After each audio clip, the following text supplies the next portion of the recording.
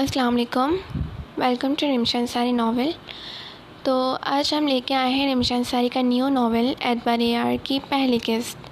तो अगर आप लोग ने अभी तक चैनल को सब्सक्राइब नहीं किया है तो चैनल को सब्सक्राइब कर दें ताकि इस नावल की तमाम किस्तें आप लोग को बआसानी मिल जाएं।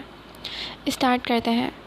हाय, खैर से बराबर वाली सोफ़िया की 1 साल में ही गोद हरी हो गई है और एक हमारी बहू है। 8 साल होने को आए हैं शादी को, मगर अभी तक हमारे ख़ानदान को वारिस नहीं दे सकी। मुझे तो शुरू से लगता था 5 है। अरे क्या बोलूँ बहन, बहुत समझाया मैंने शाहब को कि दूसरी शादी कर ले, मगर उसके सर पर तो अपनी बीवी का इश्क सवार है। अपनी बीवी के साथ बेवफाई करने पर तो मौसूफ़ की जान के लाले पड़ जाएंगे। वो हाथ में ट्रे पकड़े अपनी सास के कमरे में चाय देने जा रही थी जब कमरे से आती सास की आवाज़ सुनकर उसके कदम दरवाजे पर ही जम गए थे। सबीहा बेगम ने कोई कसर नहीं छोड़ी थी उसको बदनाम करने की। हर वक्त उसकी बेऔलादी पर तंज़ के तीर चलाती रहती थी, मगर अब आए दिन वो लोगों के सामने अपने दिल की भड़ास निकालती हुई नज़र आती। अभी भी वो किसी रिश्तेदार खातून के सामने बैठी अपना रोना रो रही थी।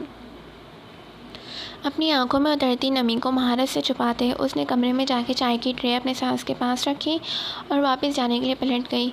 अरे सबिहा, इतनी प्यारी है तेरी बहू, थोड़ा सब्र कर, अल्लाह बेहतर करेगा।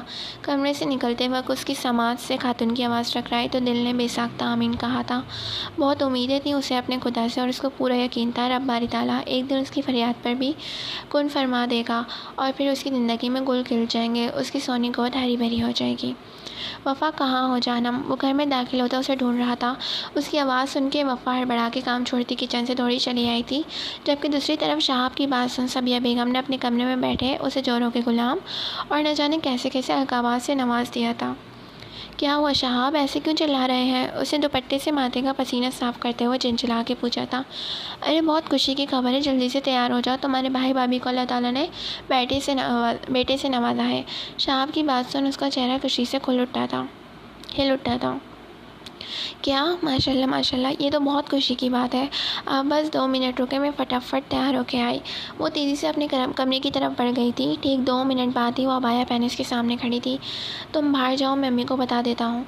शाहब नरमी से बोलता सबिया बेगम के कमरे की तरफ बढ़ा था, लेकिन सबिया उसकी बात सुन खुद ही कमरे से बाहर निकल गई थी।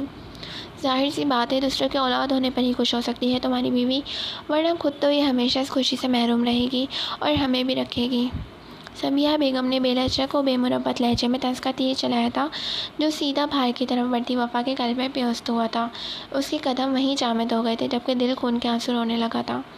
अम्मी प्लीज़, आप क्यों हर बात पर हमारी औलाद को दरमियान मिला के वफ़ा को अपने तंज का निशाना बनाती हैं? फॉर गॉड सेक अम्मी, ये सब करना बंद कर दें आप। औलाद ना होने में वफ़ा का कोई कसूर नहीं है।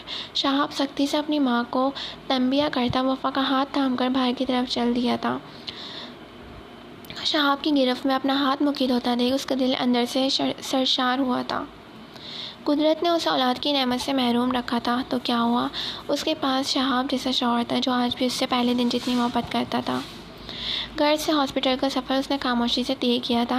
हॉस्पिटल में जाके उसने अपनी भाई भाभी को मुबारकबाद पेश की और हसरत से अपने भतीजे को अपनी आगोश में भर लिया।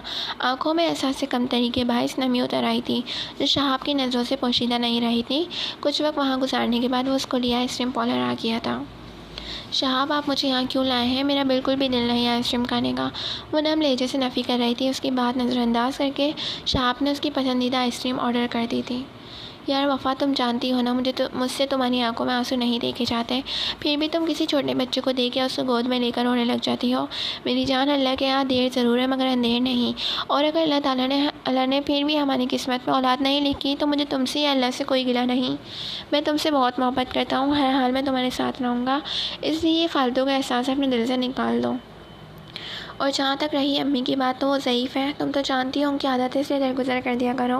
वो हमेशा की तरह उसका हाथ अपनी गिरफ्त में लिए नरमी से दबाते हुए उसे समझा रहा था। उसकी बात सुनकर वफ़ा के दिल में कहीं सुकून उतरा था। अपने शौहर की मोहब्बत पर उसके सारे शिकवे बेनज़र हो गए थे। वेटर ने आइसक्रीम उनकी टेबल पर रखी तो दोनों आइसक्रीम एंजॉय करते इधर उधर की बातों में मसरूफ़ हो गए। वो किचन में खड़ी रात के खाने के लिए सलाद बना रही थी। चूल्हे पर रखी बिरयानी की पतीली में से उठती खुशबू ने उसकी भूख बढ़ा दी थी। शहाब अभी तक ऑफिस से नहीं आया था और वो मज़ीद उसका इंतज़ार करके अपनी भूख बर्दाश्त नहीं कर सकती थी, इसलिए जल्दी से सलाद बनाकर प्लेट में चावल निकाल कर वहीं किचन में बैठकर खाने लगी। पेट भर के खाना खाने के बाद वो बर्तन सिंक में डालने की घर से उठती थी जब उसे मत्ती होनी शुरू हो गई थी। एंड इस वक्त सबिया बेगम किचन में दाखिल हुई थी।